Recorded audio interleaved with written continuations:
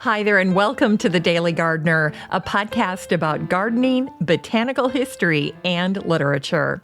I'm your host, Jennifer Ebling, and today is April 22nd. Today we celebrate the man who conceived of a new holiday that became Arbor Day. We'll also learn about the man who developed the first classification system for plants based on evolution. We'll hear some grateful words about spring from the author Barbara Kingsolver. And we grow that garden library today with a garden cookbook that is a total gem for gardener cooks. And then we'll wrap things up with a look back at the dedication of the Jacqueline Kennedy Garden. But first, it's time for today's curated news.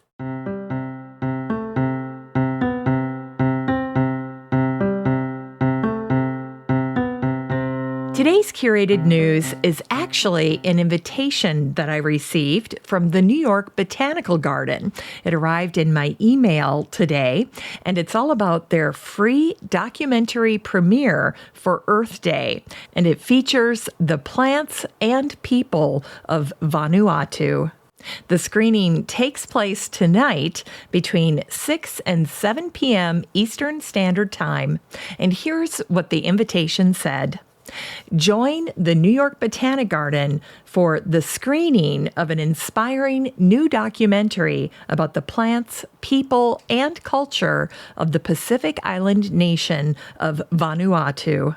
Locally produced in partnership with the Vanuatu Department of Forestry, this film highlights the shared mission of a diverse group of plant scientists, ethnobotanists, mycologists, cultural specialists, linguists, and community members to preserve plants, fungi, ethnobotanical knowledge, cultural practices, and language in the Pacific Islands. The screening will be followed by a conversation and an audience Q&A with New York Botanic Garden scientists Gregory Plunkett and Michael Ballack, who have co-led the Plants and People of Vanuatu project since 2016. So again, this is a completely free preview of this incredible documentary, and I am so excited to get a chance to view it myself, and I'm happy to be able to share the link with you in the Facebook group for the show. So if you would like to track down this opportunity, I've made it so easy for you. All you need to do is head on over to the Facebook group for the show, and then once you're there, look in the magnifying glass and search for the word documentary, and the link for this opportunity will pop right up, and then you can register, and the New York Botanic Garden will send you a link where you can watch the documentary. Now, if you're not in the Facebook group for the show, it is so easy to join. All you need to do is head on up to the search bar in Facebook and type in the words Daily Gardener Community, where you'd search for a friend and then request to join. I'd love to meet you in the group, and I hope you get a chance to check out this marvelous documentary. Now, here's one more thing I want to bring to your attention, and that is this website that's called Podchaser. You know, early in the year, I set a goal for the show to get 50 reviews on Podchaser, and I'm already over halfway there. I want to share 3 quick reviews that the show just received in the past month. One was from a listener named Ryan. He wrote, "Listening to this podcast has become one of the things I look forward to in my day. This weekend, I slipped on a headphone in one ear to listen to some past podcasts while I was gardening, and it created the perfect atmosphere. Jennifer's voice is so soothing, and the abundance of knowledge shared is just fantastic. Her choice of words and command of her diction is perfectly on point. Love every bit of it. it. Looking forward to the next one now that spring is finally here. Well, Ryan, thank you so much for that. I work really hard to make sure that I'm pronouncing things correctly on the show, especially if I'm using botanical Latin or if I'm trying to pronounce someone's last name. I work very hard to try to research those types of things very thoroughly. And if you ever catch me making a mistake, please let me know, because it's very important to me to get it right. And in fact, if you ever get a chance to look at the show notes for each episode, you'll find that for most of the difficult to pronounce words, I am including the phonetic spelling of that word so that you too can learn to pronounce some of these very difficult words correctly. So if you haven't had a chance to check out the show notes for the episode, you can do that either on the podcast directory that you're listening to the show on, whether you're listening on Apple Podcasts or something like Spotify, because I share all of the show notes on those platforms as well.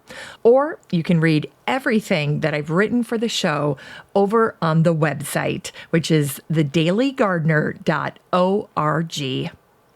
Now, this next review was written by my friend Danny DeHeck. He's a fellow podcaster, and he wrote, "Thoroughly recommend the Daily Gardener podcast.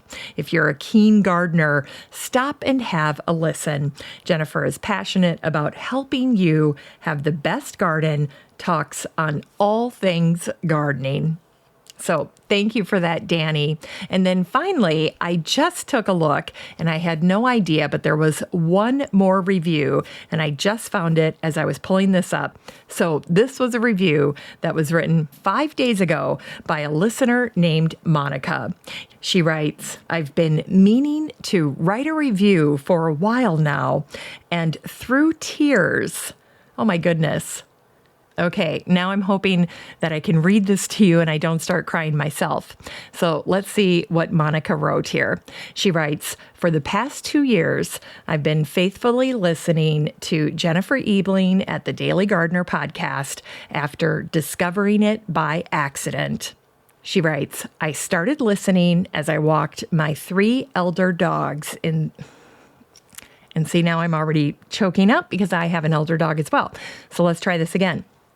"I started listening as I walked my 3 elder dogs in the Santa Cruz Mountains. The botanical history and book reviews were an intellectually stimulating soundtrack as I walked along the root-bound paths surrounded by giant redwood, fir, and madrona trees, and a treasure of native plants. I started to see my mountains a little bit differently. After losing my beloved Border Collie rescue, Shasta, I walked with my 2 remaining dogs, Noah, a lab mix, and Pepper, a Chihuahua mix, and took comfort in the stories and melancholy poems Jennifer so lovingly researches and presents. Her calm and clear voice was a salve for my grief. When I lost my little Pepper to cancer in the horrible year that was 2020, Jennifer's recounting of the lives and losses of botanists long gone helped me feel less alone in my own losses. Her own personal stories made me feel like I had a new friend." Wow. Whew, this is a tough one.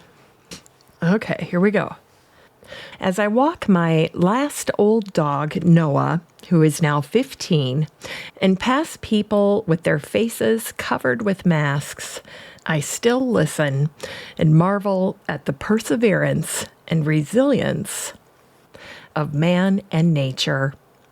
Through the death and losses of 2020, through personal tragedy and despair, the Daily Gardener podcast reminds me that life is as fleeting as old flower petals on a windy day, and that strength can be found in the love of nature and those who work to protect it in so many subtle and loving ways." Whew. Well, Thank you for that, Monica. I so appreciate that review. I was not prepared for something like that tonight as I sat down to record. But I just want to say thank you for that review. That was extremely touching to me. Not only for the fact that it's clear you really appreciate all of the content that I research and then talk about on the show, but also somehow the things that I'm not saying, my intentions and my feelings about some of the things that I talk about on the show, well, they're also coming through loud and clear, and I can tell that from your message. So thank you, thank you, thank you. That was a very heartfelt surprise for me tonight, and I really treasure that you took the time to sit down and write this out. And please give Noah a little belly rub from me. All right, now if you would like to leave a review for the podcast over on Podchaser, it's very easy to do. Just head on over to podchaser.com and then search for the Daily Gardener Podcast and then click to leave a review. I think that their process over at Podchaser is very, very simple and very straightforward to use. So if you can find some time to do that, I would really, really appreciate it. And I'll definitely give you a shout out on the show and in the Facebook group as well. All right, it's time for today's botanical history.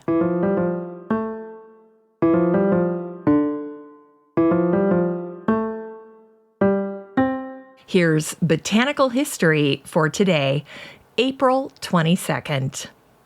Today is the birthday of a Nebraska newspaper editor, Secretary of Agriculture, and the father of Arbor Day, Julius Sterling Morton, who was born on this day, April 22nd, in 1832.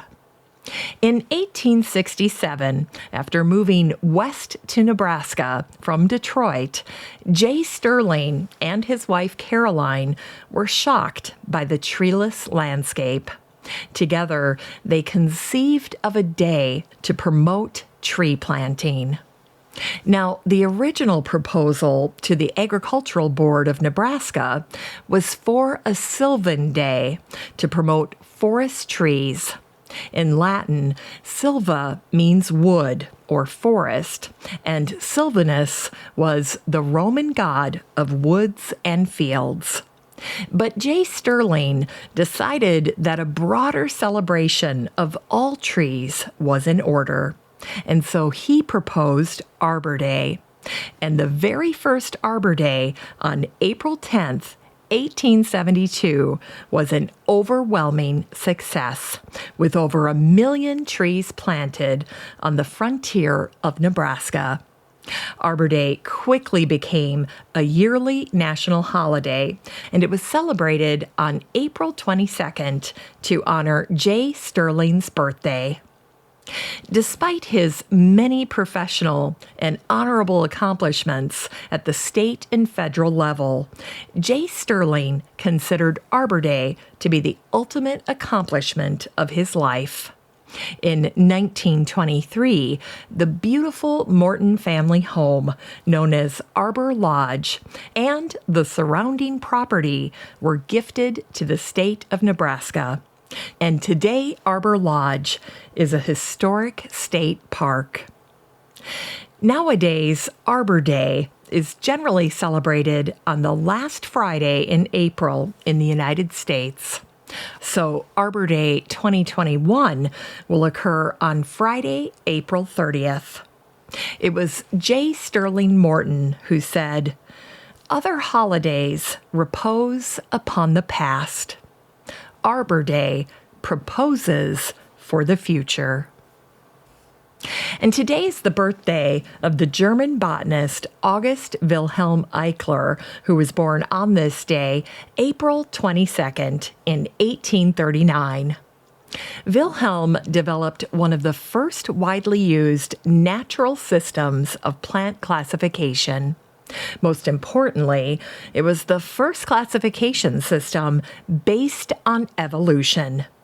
In addition, Wilhelm divided the plant kingdom into non-floral plants and floral plants. Now, Wilhelm spent many years working tirelessly as a private assistant to the naturalist Carl Friedrich Philipp von Martius. Carl had traveled to Brazil and had collected over 20,000 specimens. He spent the final 3 decades of his life documenting his findings in a book called Flora Brasiliensis, which Wilhelm helped to edit. Generally speaking, a flora is a book that describes all the plants from a set geographic area.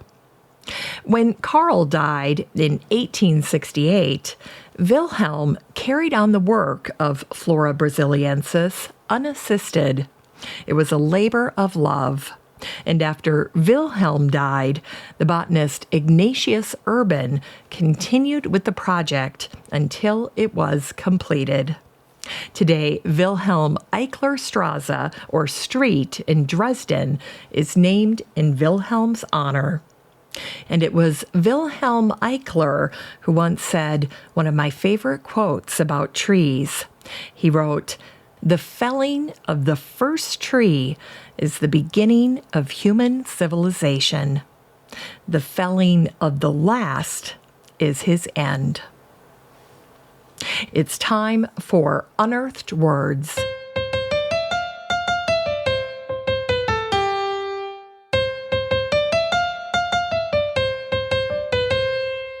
Today's unearthed words come to us from the American novelist and poet Barbara Kingsolver from her book Animal, Vegetable, Miracle, A Year of Food Life.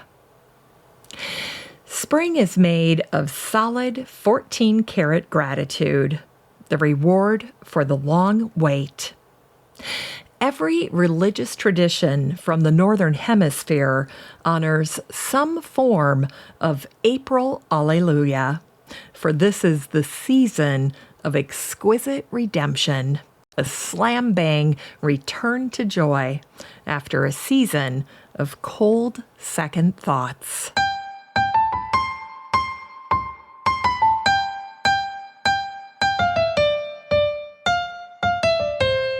It's time to grow that garden library with today's book, Kitchen Garden Cookbook by Jean Kelly. This book came out in 2013, and the subtitle is Celebrating the Homegrown and Homemade. Jean is the author of the acclaimed Blue Eggs and Yellow Tomatoes, Recipes from a Modern Kitchen Garden. And she also wrote the Williams-Sonoma Kitchen Library Holiday Baking Cookbook, which is also a delight and a wonderful thing to just set on the kitchen counter during the holidays. Now, in this cookbook, the Kitchen Garden Cookbook, Jean shares the recipes that she developed to feature the fruits, vegetables, herbs, eggs, and even honey harvested from your own garden. Jean's simple recipes are inspiring and delicious. Whether you have a large garden, a small kitchen garden, or simply enjoy shopping for fresh ingredients from the farmer's market, Jean's cookbook will give you plenty of new ideas for every season in the garden. Jean's cookbook is cleverly divided into 4 main sections: spring, summer, fall and winter, and the coop and the hive. Now, what I love about Jean's cookbook is her focus on, quote, the greatest hits. These are the workhorses that we'll find in our kitchen garden, like tomatoes, zucchini, and berries. Jean also shares her tips for planting a well-thought-out kitchen garden. Jean offers more than 100 recipes in this book that feature fresh and natural flavors of whatever is in season. Some of my personal favorites include her shaved zucchini salad with almonds, the ricotta and pea crostini, the grilled ham and cheese with herb pesto, that's my son John's favorite, the cherry tomato and thyme frittata, everybody loves that on a Saturday morning, lettuce, butter, and radish salad. That's my dad's favorite because he's a huge radish fan. And then finally, her summer herb drizzle with sliced tomatoes and mozzarella. Can't get enough of that. This book is 224 pages of beautiful photography, quaint illustrations of Jean's garden, and a fabulous go-to cookbook for the gardener cook. You can get a copy of Kitchen Garden Cookbook by Jean Kelly and support the show using the Amazon link in today's show notes for around $2. So get yourself a copy of this one.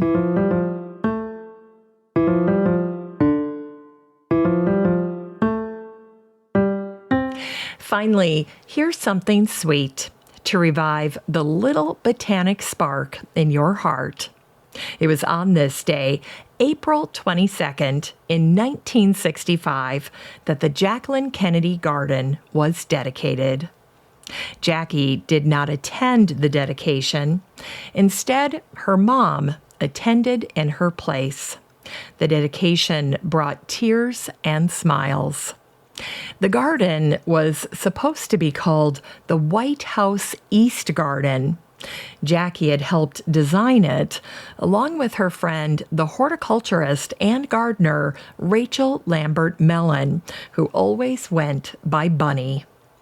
After the assassination of President Kennedy in 1963, the First Lady, Lady Bird Johnson, reached out to Bunny Mellon to complete the East Garden. Bunny agreed to do the work on one condition: that the garden be named the Jacqueline Kennedy Garden in honor of her friend, the former First Lady. Now, on this day in 1965, the dedication ceremony for the garden was bathed in sunlight. First Lady Johnson gave a speech saying there could be only one name for this garden. Jackie was not keen to have the garden named in her honor. Both the Rose Garden and the East Garden had been John's ideas. After Lady Bird persisted, Jackie finally relented, but she asked that the naming be downplayed and placed inconspicuously on a bench in the garden. In fact, there is a bench in the garden, a Lutyens bench that's designed by Sir Edwin Lutyens.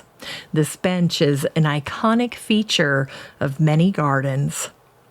The bench was placed next to the grape arbor, and on one of the posts for the grape arbor, there's an elegant, small silver plaque. It's 2.5 inches square. And the font for the plaque is Bunny's own handwriting, and it says, "This garden is dedicated to Jacqueline Kennedy with great affection by those who worked with her in the White House, April 22nd, 1965. In appreciation for Bunny's work, Jackie gifted Bunny a large folio-sized scrapbook that traced her work on both the Rose Garden and the Jacqueline Kennedy Garden. A self-taught gardener and designer, Bunny kept the book in her magnificent personal garden library at her Oak Hill estate in Upperville, Virginia. Now, there's a lot of crossover between Bunny's personal gardens and the gardens that she designed at the White House. In fact, the basket weave brick hardscaping in the Jacqueline Kennedy Garden is a replica of Bunny's paving at Oak Spring. And to make the surface permeable, Bunny made sure that there was no mortar between the bricks. Now, in the weeks following the dedication, a little story about Bunny's time designing the White House gardens began circulating through newspapers. The Morning Call out of Paterson, New Jersey picked it up, and they reported that Robert Kennedy recalled the day that Bunny Mellon's garden hoe cut the White House communication link with the outside world. Mrs. Mellon did a lot of the actual spading and planting herself, Senator Kennedy noted. Often during cabinet meetings, we would see her out there in the rose garden, a little figure with a bandana around her head, he said. One day, he recalled, there was complete consternation. Mrs. Mellon's hoe had cut right through a buried cable that connected the President of the United States with key spots around the world.